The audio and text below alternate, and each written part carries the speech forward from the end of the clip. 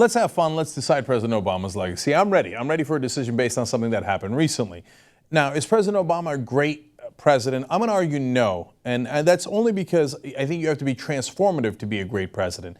FDR, for example, yes, he helped obviously to win World War II, and it was an enormous event in world history, but the war was to some degree thrust upon him. But he didn't just leave it at that. He passed Social Security. He passed things like Glass-Steagall, which protected us from banking collapses for 50 years. He made an enormous difference in the average American's life.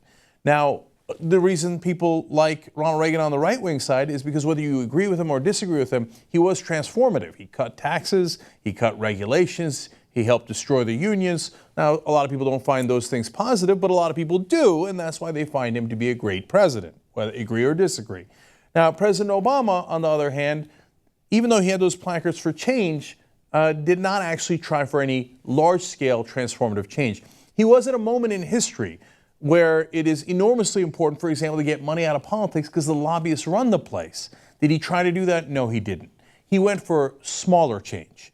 He's an incrementalist. That's who he is. But now with the Iran deal, I think we have to be fair to him and say he was a good president. And right now, he continues to be a good president, making the right decisions. I wish he had gone for larger change. He didn't. Within the bracket that he chose for himself, which is make a little bit of a change, he did accomplish that. Obviously, some significant change in health care. It didn't go all the way. It was half a loaf. Didn't have the public option. Didn't have a lot of things that we wanted. But it was a good step forward. Now, in foreign policy, he really did make a difference. If we had a Republican president, we would almost certainly be in the middle of that Syrian mess right now. We would have gone in earlier, and we would have been part of the helping, likely, the rebels, some of whom turned out to be ISIS. We might not have gotten out of Iraq as well as we did. I mean, I don't want to give him too much credit for that. It was signed under Bush, and he wanted to stay longer. I know all those nuances, but having said that, he had an opportunity to get involved in messes in Ukraine and in Syria and in Iraq, and he didn't do so to the level that a Republican almost certainly would have. But then you look at Cuba. All right, well, there you have a transformation. It's not as large as the one I would like, but it's a good step forward. And finally, after decades of a policy that didn't work, he changed it.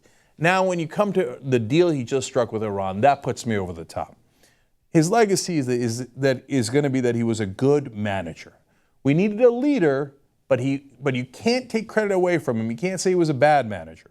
So on the issue of Iran, if we didn't have President Obama pushing forward to get this peace treaty so that Iran does not get nuclear weapons, and we do that in a diplomatic, peaceful way, we almost certainly would have gone to war with Iran, and it would have been an epic, historic mistake.